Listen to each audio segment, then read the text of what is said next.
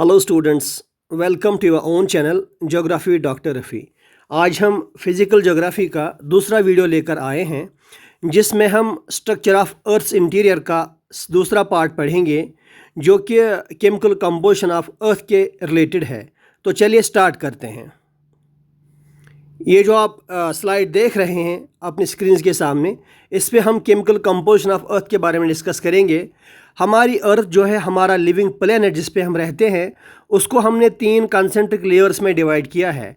And when I से concentric layers, इसका मतलब है एक लेयर के ऊपर दूसरी लेयर, उसके ऊपर तीसरी लेयर। जैसे कि एक ओनियन होता है, एक प्याज को जब आप काटते हैं तो आप देखते हैं सबसे ऊपर एक लेयर होती है, उसके अंदर एक और तह होती है, तो उसके अंदर एक और तह होती है। तह दर तह जो चीज़ होती है उस चीज़ को हम कहते हैं कंसेंट्रिक।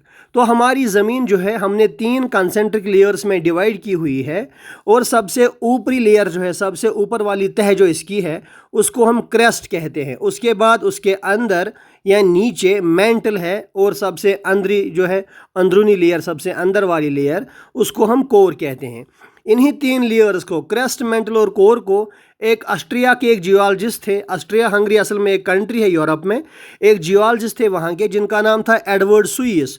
उन्होंने इन क्रेस्ट, मेंटल और कोर को एक अलग अंदाज से नाम दे दिया, अपने हिसाब से कोई नाम दे दिया।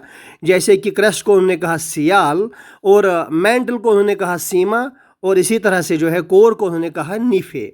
तो चलिए क्रेस्ट के बारे में कुछ बात करते हैं। क्रेस्ट जो है वो टॉप मोस्ट लेयर है अर्थ की, जहाँ तक ज़मीन का ताल्लुक है, और ये बनी है सिलिकॉन और एल्युमिनियम से, इसीलिए हम इसको कहते हैं सियाल। सिलिकॉन का हमने SI ले लिया है, एल्युमिनियम का AL, तो ये बना सियाल। और ये डिवाइड हुई है, हमने इसको डिवाइड किया है 2 हिस्सों में। अपर क्रस्ट में, जिसको हम कॉन्टिनेंटल क्रस्ट भी कहते हैं, और इनर क्रस्ट में, जिसको हम ओशियनिक क्रस्ट भी कहते हैं। तो चलिए अपर क्रस्ट या कॉन्टिनेंटल क्रस्ट के बारे में बात करते हैं। ये कॉन्टिनेंटल क्रस्ट या अपर क्रस्ट ब्रिटल होती है। इसके कैरेक्टरिस्टिक में ब्रिटल एक हार्ड चीज़ को हम कहते हैं, लेकिन that is liable to break easily, जो आसानी से ब्रेक हो जाती है। तो ये रिच है। इसके अलावा ये किस चीज़ से बनी है? फेल्ड्स्पर में रिच है। ये फेल्ड्स्पर मिनरल से बनी है। जो आप राइट साइड में देख रहे हैं, ये फेल्ड्स्पर मिनरल की जो है शक्ल है, उसी का फिगर है। और जहाँ तक इसकी थिकनेस का जो है ताल्लुक है, इस अपर क्रस्ट की थिकनेस है 30 to 40 किलोमीटर्स, और इसकी डेंसिटी है 2.7 ग्राम पर सेंटीमीटर क्यूब, और ये बना है ग्रेनाइट रॉक से। जो आप राइट साइड में देख रहे हैं, ये ग्रेनाइट की रॉक्स हैं। और अब हम आते हैं ओशियनिक क्रस्ट पे। ओशियनिक क्रस्ट जो है हमारी, वो बासाल्ट से बनी है, बासाल्ट रॉक से। और उसमें ये जो आप देख रहे हैं बासाल्टिक रॉक हैं, और उसमें क्या होता है, वो फेरो मैग्नीशियम मिनरल्स होते हैं उसमें।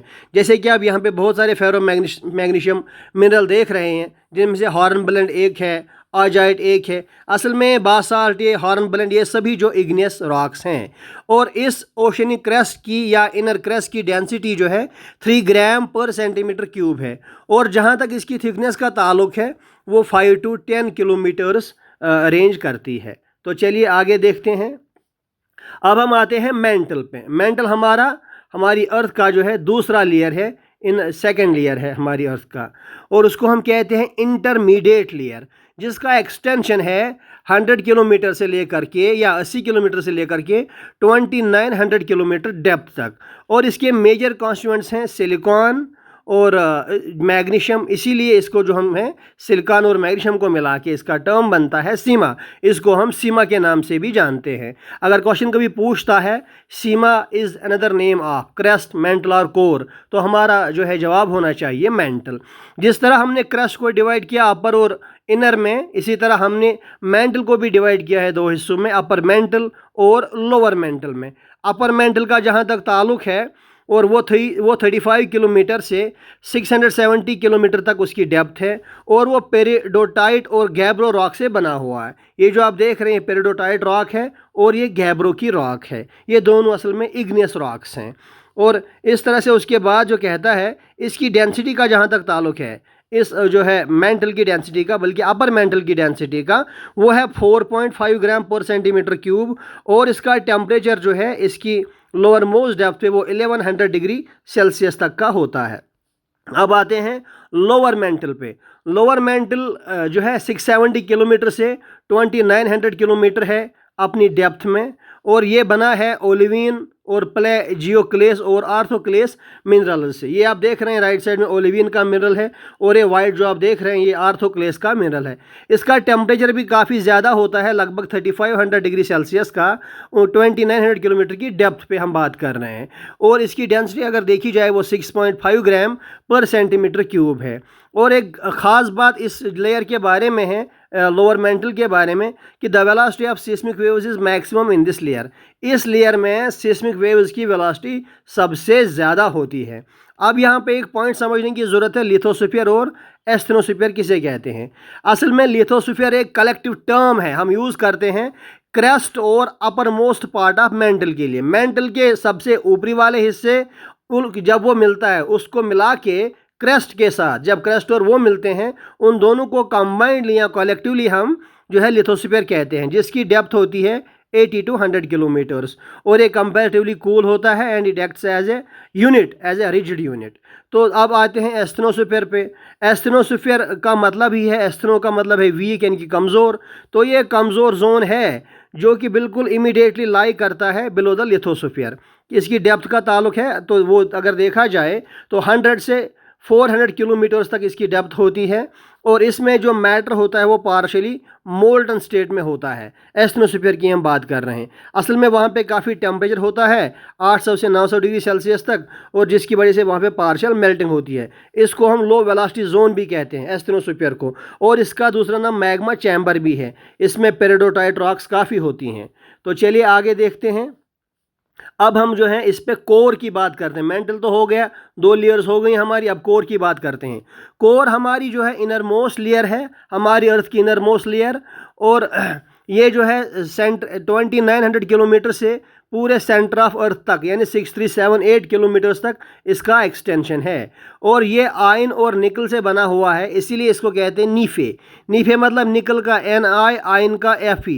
Fe क्यों? Fe इसलिए क्योंकि आयन का पुराना नाम जो है फेरम है, इसीलिए इसको निकल और फेरम को मिला के नीफे कहते हैं। इसके भी बिल्कुल 2 हिस्से हमने किए हैं, आउटर कोर और इनर कोर, जिस तरह हमने क्रेस्ट और मेंटल के 2 हिस्से जो है किए थे। तो आउटर कोर का एक्सटेंशन है 2900 किलोमीटर से 5100 किलोमीटर्स तक, और उसकी डेंसिटी है 10 ग्राम पर सेंटीमीटर क्यूब। जहाँ तक उसके टेम्परेचर का ताल्लुक है वो 4500 डिग्री सेल्सियस तक पहुँच जाता है। ये इतना हॉट है आउटर कोर का टेम्परेचर कि इसमें जो मेटल होता है iron metal, that is always in molten state here. Outer core का जो मतलब ये मैटर है वो सॉलिड नहीं है, बल्कि वो जो है लिक्विड फॉर्म में होता है, मोल्टन फॉर्म में होता है। और this layer is composed of iron and निकल। इस लेयर में हम आउटर कोर की बात करें, आयरन एंड निकल जो है 85% है, और सिलिका का अगर देखा जाए तो उसका कंट्रीब्यूशन इसकी कंपोजिशन में 15% है। अब अगर इनर कोर की बात करते हैं, इनर कोर का एक्सटेंशन 5100 किलोमीटर से 6378 किलोमीटर्स तक है। उसकी डेंसिटी 13 ग्राम पर सेंटीमीटर क्यूब है, और उसका टेम्परेचर जो है 6000 डिग्री सेल्सियस तक होता है। लेकिन इतना टेम्परेचर होने के बावजूद भी, इतना ज़्यादा टेम्परेचर होने के बावजूद भी जो इनर कोर है वो सॉलिड है। क्यों? क्योंकि वहाँ पे बहुत ज़्यादा ट्रमेंडस प्रेशर है। अब चलते हैं कि इंपॉर्टेंट पॉइंट पे।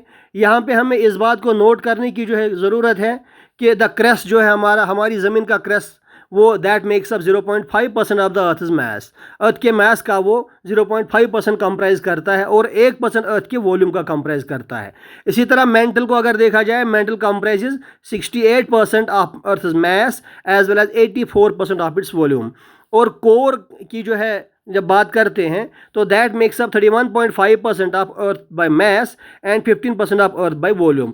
इसमें से काफ़ी क्वेश्चन पूछते भी हैं और पूछेगा भी। ये वाला जो है, ये वाला स्लाइड काफ़ी इंपॉर्टेंट है। अब यहाँ पे एक और इम्पॉर्टेंट चीज़ को हमने डिस्कस करना चाहा है, डिसकंटिन्यूटीज़ ऑफ अर्थ इंटीरियर। अर्थ के इंटीरियर की डिसकंटिन्यूटीज़ क्या है? असल में डिसकंटिन्यूटीज़ क्या है?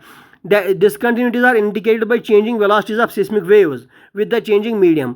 जब सिस्मिक वेव, अर्थक्वेक वेव एक मीडियम से दूसरे मीडियम की ओर ट्रांसफ़र कर जाती है, मान लीजिए अभी तक ये इस मीडियम में चल रही थी, अब ये वाली मीडियम अगर डेंस है, ऊपरी वाली मीडियम जो है रियर है, तो अगर ये डेंस है तो ये जो है बिल्कुल थोड़ा सा डिफ्लेक्ट हो जाएगी या अंदर की ओर बेंड हो जाएगी।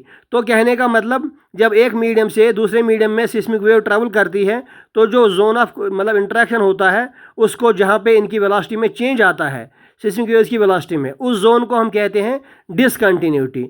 तो जहाँ तक अर्थ की डिसकंटिन्यूटीज़ का ताल्लुक है, अर्थ के कम से कम जो है 5 डिसकंटिन्यूटीज़ हमने जो है देखी हैं अर्थ की। सबसे पहली डिसकंटिन्यूटी जो है वो कॉनराड डिसकंटिन्यूटी है, और Conrad discontinuity that lies between upper crust and lower crust.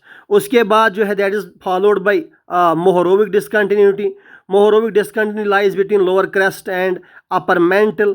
इसी के बाद उसके नीचे जो है रेपिथी डिसकंटिन्यूटी है, और Repetti discontinuity lies between upper mantle and lower mantle. उसके बाद गुटनबर्ग डिसकंटिन्यूटी आती है। Gutenberg discontinuity lies between lower mantle and upper core.